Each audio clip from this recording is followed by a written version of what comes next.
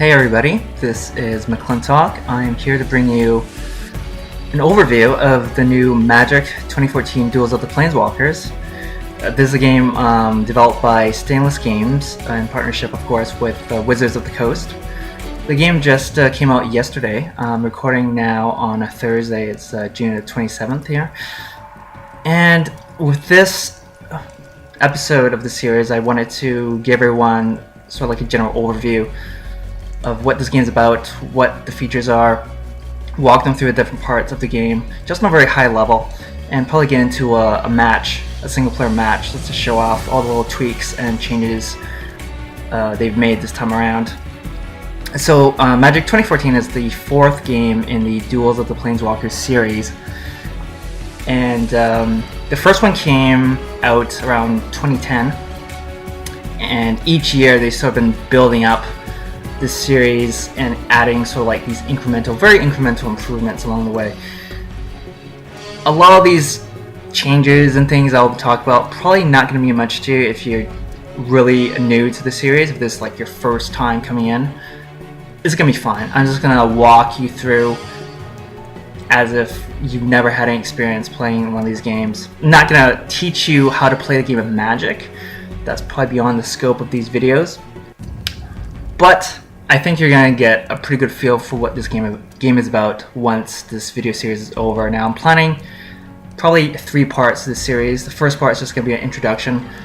The second part is going to look at the big new feature of the game, which I would just show you very briefly here in the menus, which is sealed play.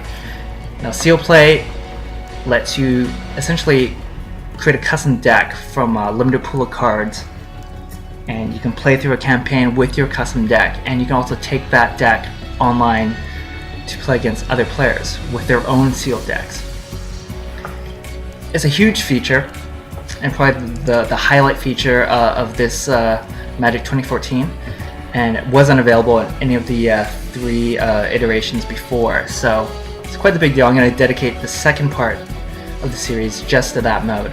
But for now, let's just kind of walk through what we have here. Now we have here the main menu, and before I really dig into the various modes up here, I wanted to show you real quick some little bonuses. It's in the extras menu here. Now if you're a player of the paper version of Magic, this is probably something you already know about, and it's this guy right here. You can actually redeem a code at a local game store or hobby store in your area for a small booster pack of 6 cards. Now it includes a foil card, and for the PC Steam version you're gonna get this guy here, the Scavenging Ooze, which is a rare, and yeah, it's a nice little bonus for you, and it is a good way to get people into their local game store to actually start playing Magic in real life. One word of advice, if this is your sort of first time redeeming this code, is that it's important to write down the code that they tell you right here, but that's not the end of the story. You're gonna have to click on this button here, find out more, and what that's gonna do is it's gonna pop open the Steam browser, and it's gonna take you to the Wizards of the Coast website, where they're going to ask you to just enter in some information about yourself, your birth date, and enter in your username that you use on your platform. In this case, it's Steam. So enter in your sort of like your community name from Steam, and then enter in that promotional code that you see right here in the middle. Then it's going to bring you to a page that you have to print out, and you take that printed voucher to your game store in order to get your booster pack. Now this is real important. They will not give you a booster pack if you just show up the code. And it's kind of funny, I went to the store and I talked to the clerk there, and they said, yeah, quite a few people already had come by and saying, oh, you know, I'm here for my promo card. And they are basically empty-handed, had nothing to exchange to the store person for their booster card. So you really need that voucher printed out. You gotta take that to the store with you. So with that little bit of housekeeping out of the way, we're just gonna cycle back here to the main menu. And let's start single player. Single player, pretty standard stuff. The campaign for single player has been around since the original Duels of the Planeswalkers. And what's going to happen here is you just play through a series of matches. It's going to take you through the various sort of worlds, the planes of existence in the Magic universe. So you start off at Innistrad, then as you can see here, it's all through these different worlds, and then yeah. So I haven't played a whole lot of the campaign just yet, but what I can say now is that they've really started to play up the story aspects of it. They continue to sort of like push forward the lore and the backstory of the Magic universe, and if it wasn't obvious already, they are kind of making this the story of Chandra, who is one of the Planeswalkers, named Planeswalkers in the Magic universe, and you're sort of helping her on her quest to seek out, seek revenge on some other Planeswalker.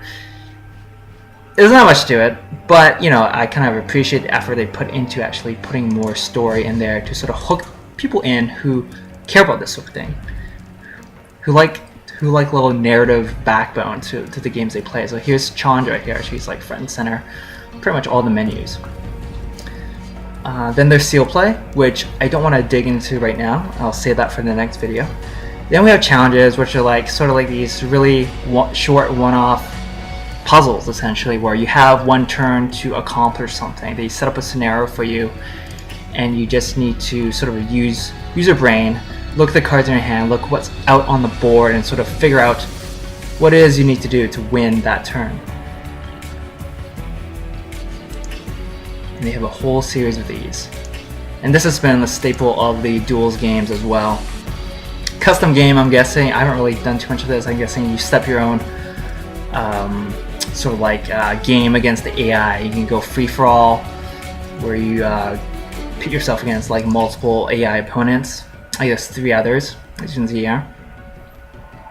You can choose your decks. And there's also a Two-Headed Giant, which is a multiplayer variant. You can think of it as a 2 versus 2 multiplayer game. So here we go. You can play locally, and you can play with the AI teammates. And those are your single-player options. Next we have multiplayer. Multiplayer, I really want to focus more on, say, in the final part of this series.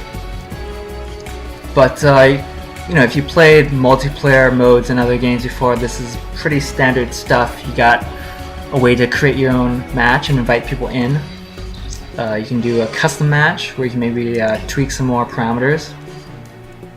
Here we go. You can do free-for-all Two-Headed Giant and use your custom-made sealed deck to play online. And of course, there's just a quick match where they do some matchmaking. They match it with someone to play with. We'll dig into that later. One thing I gotta say here, the menus, huge improvement over previous versions of the Duel series. They just really nailed it this time with the menus. They kind of went back to basics. In the I know in the previous 2 iterations, Magic 2012 and 2013, they had this weird Rolodex style of revolving buttons for their main menu, and it was sort of neat at first, but very, very clunky. And sometime in the future, I might do like a look back on Magic 2012, which I actually liked quite a bit. And they use that kind of Rolodex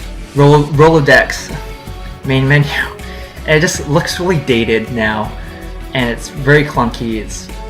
It almost felt like it was very much designed for, I don't want to say it's designed for the console, because it was clunky doing that on the console versions of this game. But yeah, look, they just went back to basics. They have a bunch of options on the main screen, and it's just easy to navigate.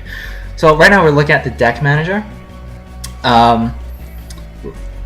This is not the default deck. Now this is Firewave, Chandra's default deck. This you get if you pre-ordered the game. And the caveat with this is that you get the entire deck. Normally, see, it says down here 30 out of 30 cards unlock. Now normally with the decks in the campaign mode, you have to unlock 30 cards. You get a 60 card deck, but in order to customize it, you need to duel other Planeswalkers, complete the campaign, do the challenges, and as you do those, you progressively unlock individual cards that go into your collection for this particular deck. And then from there you can sort of swap cards in and out and kind of customize to a limited degree how you want your deck to operate. So by pre-ordering, you got the red deck, the mono red deck, which we're looking at here, which is a really good solid deck. But for those of you who do like the unlock cards progression, who kind of like to work towards building up the entire deck and unlocking everything, it's a bit of a put off.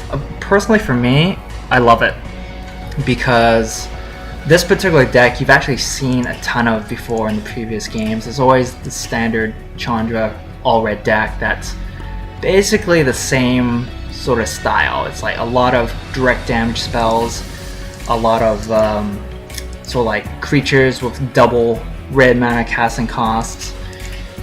And I'm sorry, yeah, if you've never played Magic before, you haven't played a whole lot, what I'm saying probably just doesn't make much sense to you. Please bear with me, I'm gonna get to the good stuff very soon.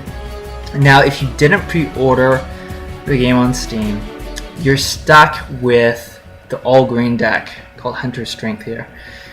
And it's a very creature-heavy deck. It takes a while to get going, but once you kind of reach the mid-game and later stages of a match, you end up with these very large, powerful creatures, and you can boost up their strength and make them trample and just demolish your opponent. And now, I've talked to some people who didn't pre-order, and they've kind of tried to play the campaign mode with the green deck there. And let me just go into the campaign here to show you. They've been having some trouble Ramaz gave me a pendant from making progress. And oh yeah, I wanted to show you the initial screen that they had. It's essentially the first time you get into the campaign, they'll walk you through a tutorial, and the tutorial is sort of like its own little world where you go through 3 challenges where they just teach you different mechanics of the game, and then you kind of end off with a boss fight against Chandra here, and she's using her all red deck. And if you didn't pre-order, you're just stuck with the all green deck, which normally isn't bad, but in my opinion, and based on what I've heard from other people I've talked to in the last day, it's just not a great matchup, and it's actually quite difficult to defeat her, even on the lower difficulty levels. Because what happens is that you have basically this green deck that is just all creatures and not much else. Meanwhile, Chandra's red deck is a pretty good balance of pretty powerful creatures that come up quickly, and a whole bunch of burn direct damage spells that can affect you, your creatures, or both. And it becomes very difficult to kind of mount any sort of offensive against Chandra's deck using the Hunter's Strength green deck. And so it's a bit of I think just poor play balancing on their part to sort of like throw players into the deep end like that. And maybe I'll just play a duel using the green deck just to maybe illustrate just how difficult it is. And who knows, maybe I'll get lucky and I'll do pretty well. But before we get to that, I just want to run through the rest of these options here on the menu. Player status kind of shows your titles, things you earn as you play. There's sort of like achievements. Then you have the actual achievements. You know, here it's like, yeah, you know, skill tactician, I solved the challenge. Won a sealed game. I completed the sealed campaign. I unlocked 1 deck. So yeah, you know, standard stuff. And then your persona, which is your avatar that you can choose. And for those of you who are kind of like familiar with the other Duels games, I gotta say they really this kind of goes hand in hand with like the improvements they made to the front end interface. I really like how things are so big. Like they have they're really kind of pushing the story. They're pushing your sort of identity in this world as this planeswalker, and I get the sense that it's like, interface is got a lot of room to breathe, and everything looks big and like sharp, and yeah, they definitely did a good job with doing that. How the game looks. Leaderboards, self-explanatory. Extras, we were just in there earlier. You can check out some image galleries and whatnot at your leisure. Just gonna go through that stuff. Now, promotional unlocks is a little bit different. This is where you can actually go on the internet, find some codes that you can punch into the game, and then you'll just unlock some cards without having to grind for them. So you see here, enter code. I don't have any codes on me yet, but I'm sure they will show up somewhere pretty soon, if not already. So there you have that. Achievements again. This just brings up your Steam interface. Okay. Download content. This is where we can buy additional packs. See here the Firewave deck key. We don't need that since we pre-ordered here and got that for free. But then you also have like the foil conversion, which is, they'll give you all the foil shiny versions of the cards for your deck. Some people do like that sort of thing. And as in previous versions of the series, a whole bunch of DLC decks that you can pay money for. And yes, you can also purchase some more slots for your sealed campaign or sealed play in general. And we'll probably just talk more about that in our next episode. Help and options, self-explanatory stuff. So that is sort of like the game in a nutshell. Before we end off, I will just jump into the campaign. We're going to see our little Innistrad screen yet again. Jump into the campaign and... oh yeah, I'm silly. Yeah, I'm not going to be able to fight Chandra with the Hunter's Strength, the all-green deck.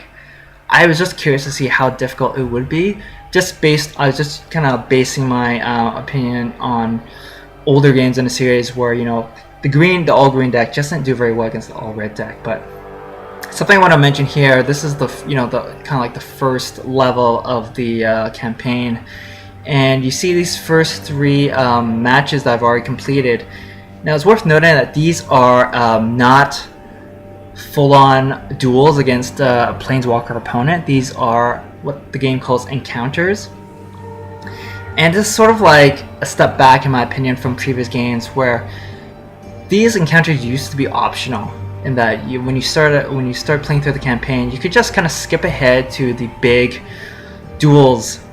They sort of act as boss fights against the planeswalkers in each section. But now they kind of force you to go through the encounters in a linear fashion before you could get to sort of the good stuff. And so the first encounter here was the Moorland Zombies. As you can guess, it was a zombie-focused deck.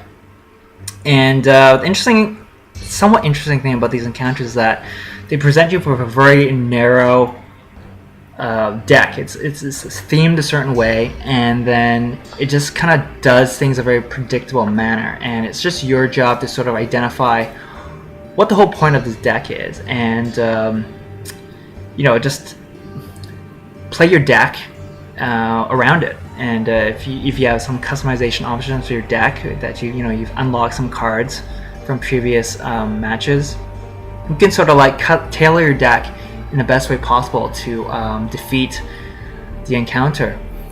And I gotta say, for the most part, these encounters amount to the computer just throwing out creatures as quickly as possible. And then, yeah, if you can handle it, if you have an answer for that, then great. You defeat the deck and you move on. But if not, then it's sort of back to the drawing board. So in a way, it's great for beginners to sort of teach them certain concepts and teach them some basic strategy. For myself and for anyone who's kind of played a lot of Magic in real life and also played all the previous games in this series, it's a bit of a drag, and I'm sort of disappointed they sort of restructured the campaign this way. So Moorland Zombies is pump up zombies.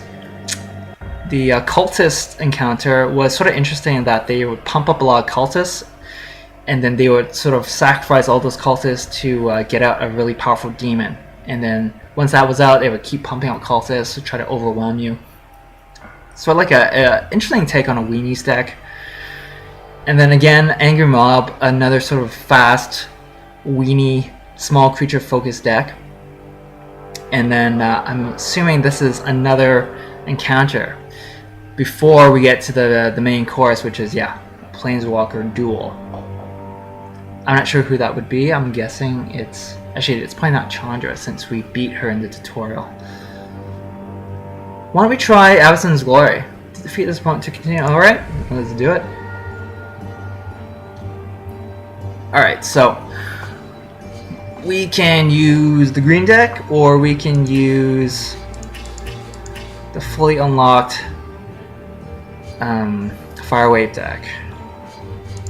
You know what? I want to unlock some cards for this guy, so why don't we go with Hunter's Strength.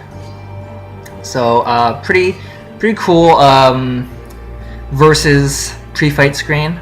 They continue to sort of like make these look snazzier.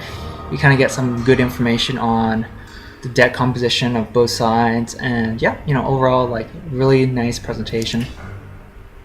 Let's get things started. Yeah, it almost feels like a fighting game, you know, like a Street Fighter type of one-on-one fighting game. Okay, a little bit of flavor text for you. So I know nothing of this Ramaz. Ramaz is sort of like the main nemesis in Magic 2014. Alright, let's get rid of that. So let's look at our opening hand. 3 forests. And it's actually decent. I think I'll go with this. We have essentially opening plays for the first few turns, so I see no problem with keeping this hand. Let's do it. So okay, so I'm gonna start off going first. Again, I know I've talked about how the game looks a lot better now in Magic 2014. I think they've really cleaned up the play interface here. The table is kind of like all blue, kind of following the theme of the menus that we were in earlier. But yeah, overall, everything is just very crisp and clear. In previous games, especially the first Duels of the Planeswalkers, man, was a bit of a dog's breakfast sometimes with the way you could sort of change the look of your tables, and they're all sort of like overly detailed, kind of nice at first, but yeah, they're themed variously different ways, and you know, even comparing this to 2013. Magic 2013, that version had like a very dark table that didn't really have a lot of character, but this time around they're actually using like the same basic design, but they just made it blue. It's a little easier to see things and kind of brings out sort of like the table a bit more.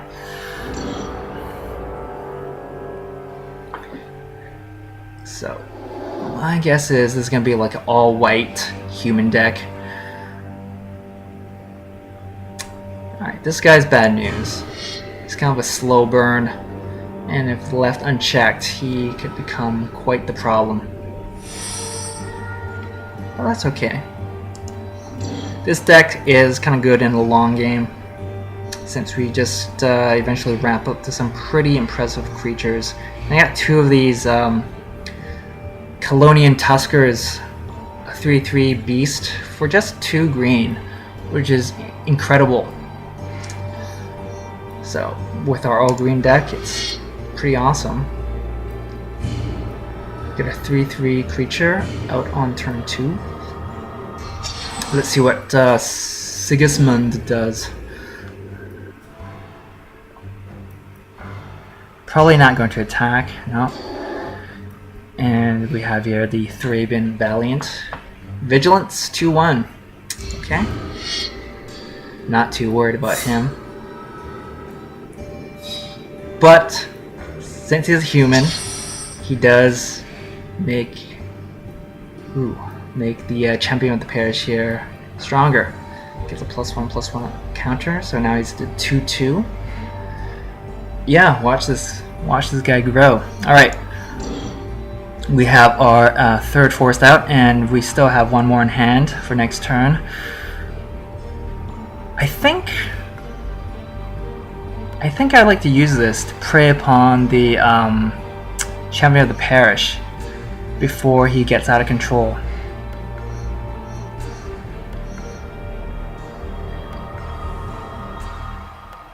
Should I do that, or should I just attack? Let's do it.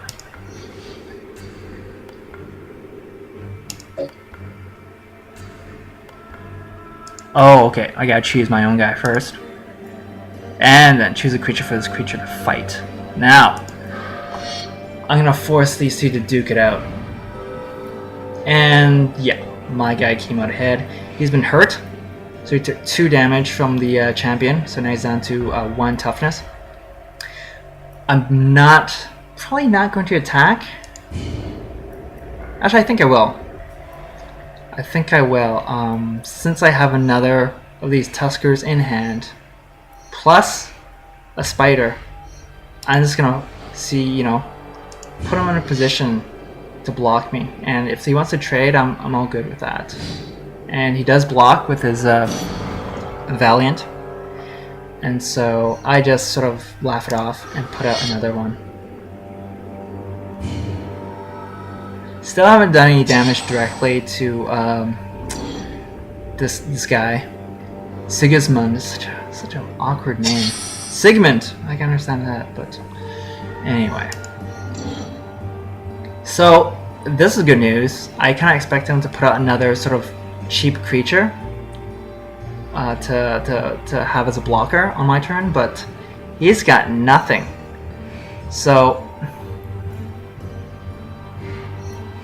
yeah, I've got this spider that I can put out, and I've got this card, which is very similar to the card I used last turn, but this actually puts a permanent +1/+1 counter on one of my creatures as well, so it's a nice bonus. Okay, I'm going to attack first. It's sort of like a habit of mine to always attack first before kind of playing any spells from my hand. And for me, it's just like a good way to sort of use the attack as a way to sort of bait any spells out of my opponent's hand. He might have like a removal spell or some kind of flash effect card, and can get those out of his hand, and then after the attack's done, then I can maybe put in some really good stuff, and then by that time he's maybe tapped out of mana, or he just used a spell he would have saved for a creature that I had just summoned in my second main phase there. So it's a little habit I have. I think it's a pretty good practice overall. So now, put out my Widow. It's called Gloom Widow. So that spider is pretty tough. The only drawback to him is that he can only block flying creatures. So what do we got here? Elder Cathar. He's a soldier. It's a 2/2. When Eldar Cathar dies, put a +1/+1 counter on target creature you control. If that creature is a human, put 2 +1/+1 counters on it instead. Oh, excuse me. Got a bit of gas there. Okay, this guy's solid. But seeing that's all he has, he's not really gonna pose much of a problem. I can't use this to kill creatures, unfortunately. I can use this guy again to sort of bully one of those creatures. I don't know if I need to do that just yet. I'm just going to go in with an attack first. This is a good card that I only maybe have 1 or 2 other copies of in my deck. So we'll just save it. There's no guarantee that I'll get more during this match. He's not going to block. He really wants to save that guy.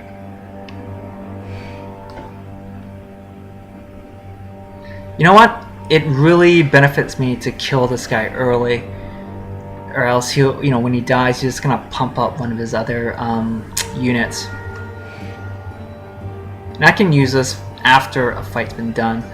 You know what? What the hell? I think we're in a pretty commanding position. Let's do it. I'll use it on my Tusker. He's gonna become a 4/4, and we're just gonna kick the crap out of the Elder Cathar here. He's dead.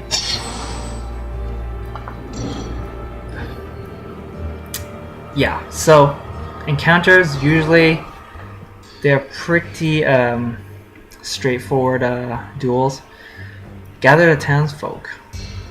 So he's gonna put out some 1/1 human tokens.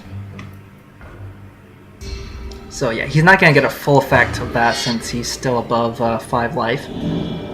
But you know, he's got some blockers, and it would be really cool if I could kind of get some trample going on, like put out a creature trample, or just get one of the instant cards out to use on him right now, because I've got 6 mana, 6 force out. I'm in a good spot. I'm such a good spot that I'm just gonna go for an all-out attack again. I'm guessing he doesn't have much to respond with. This is, yeah, so this is kind of lame, because if I had trample I could actually get some damage through to Sigismund. As it is, both my guys got chump blocked. I really got nothing else to do. There's no target for this Bramble Crush, so just gonna end my turn.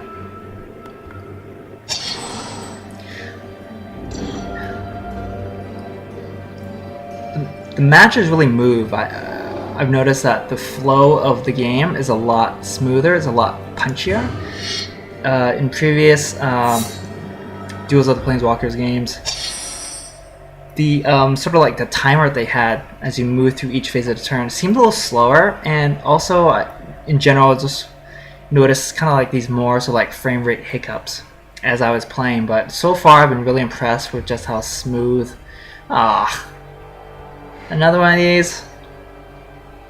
But yeah, I've been impressed with how smoothly the game plays during a match. So you know, just swing in with my 2 creatures again. He's gonna block one of them most likely, and he'll die.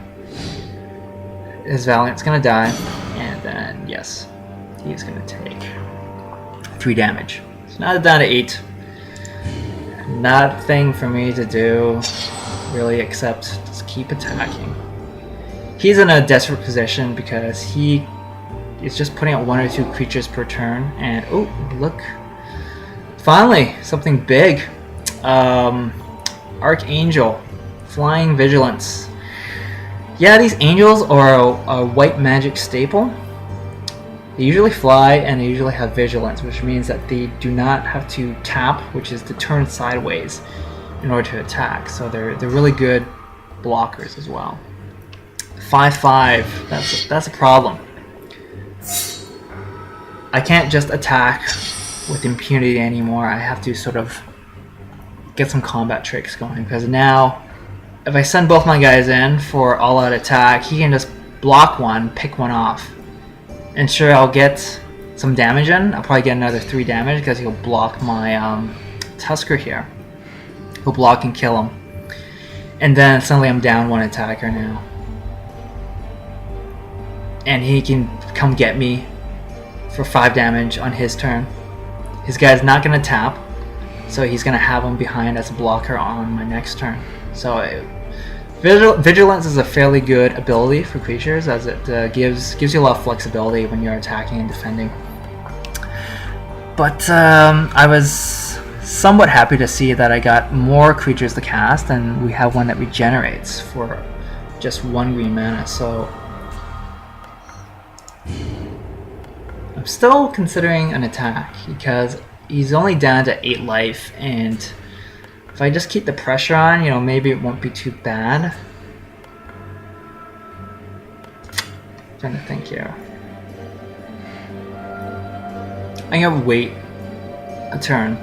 You know what? I wouldn't be able to block his angel anyway, so you know, I'm just gonna put them in a bad spot.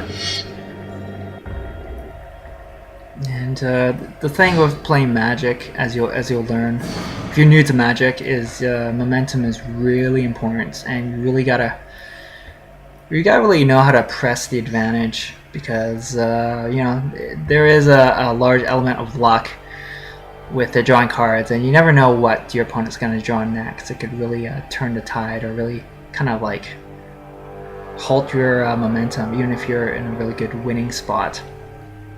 I'm going to cast my troll here.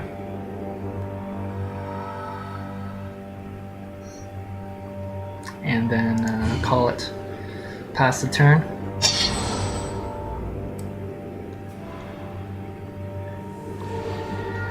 La la la la. Yes, well, we saw that coming. Okay, he's probably gonna put out another creature. I hope it's not another angel. Okay. It's a Gold Knight Commander. Yeah, this guy's in bad news as well, if you give him time to do his business. Oh! Look at what we drew. Get a load of this. It's a sorcery. Creatures you control get +3/+3 and gain trample until end of turn. Now this is what I was looking for. We can kind of like go in for an all-out attack. He can block, but I think enough damage is gonna get through that even if he blocks both guys, he's gonna die. And best of all, he's probably gonna have to block the angel, his angel, and the angel is gonna die. And you know what? I can cast this and still have 1 green mana left to regenerate my Cudgel Troll. So this is game right here. This is game, folks. Yeah, I think this is it. We're gonna pass the phase to combat. And we're gonna say goodbye to our friend here. Let's see what he does. Alright, so they all decided to block my Gloom Widow. So they have a combined toughness of 7. So they're gonna one guy is gonna live, and I hope the computer, the game here, chooses to kill the angel first, since I have the auto sort of like damage distribution turned on, and there's gonna be no trample damage for me on this guy because he only does 6 damage right here. So but then the good news is this guy comes in unchecked for a full 7 damage, and Sigismund here only has 5 life, so it's pretty much game for me unless he does something wacky, which he's not gonna do. And yeah, so that, I have to admit, was not the most exciting match to showcase here on this video. But hey, I get to show you some unlocks on the post-match screen. We got the achievement, we got another useless title, Innistrad Champion. We unlocked the deck, which is cool. And we unlocked a card for our Hunter's Strength all green deck. A decent one at that too. This card is gonna let you dig for a card that you need in your deck. Or sorry, not from your deck. Get back a card from your graveyard. Put it in your hand. I can read, don't worry. So let us advertising. You know, really the whole reason for the existence of this game is a gateway drug. Let's put it that way. If you are new to Magic, or just maybe just played a game or two with your friends before, but you're not really hardcore into it, they put this game out to sort of like pull you in and introduce you to the game at large. Magic, we're talking about, is a 20-year-old game at this point, and it's really just a gateway drug to getting you to play paper Magic or to play on Magic Online. And I gotta say, you know, when I got into this, I had not played Magic for like 15 years, if not more, and it really did help me sort of like get back into the swing of things. And since the middle of last year, I've been really keen on buying the actual cards in real life. So it's worked. Mission accomplished for Wizards of the Coast. And so yeah, we got some more story stuff introducing the next world to us. So we have here a next batch of levels. So actually, sorry, yeah, I was a little confused. That match I just played wasn't an encounter. It was actually a full-on Planeswalkers deck. So it just didn't seem very impressive. It just seemed like a very like one-trick pony sort of thing. So I did get the feeling it was an encounter deck. But I should, you know, what should have tipped me off was that the guy was playing sorceries and other non-creature spells. So usually with the encounters, it's just all creatures. So, alright, so I think I'm gonna call it here. Thanks very much for watching this sort of first Let's Play of Magic 2014. I will be back probably within the next day or two with a really deep dive into the highlight feature of Magic 2014, which is sealed play. So again, thanks for watching. This has been McClintock, signing out.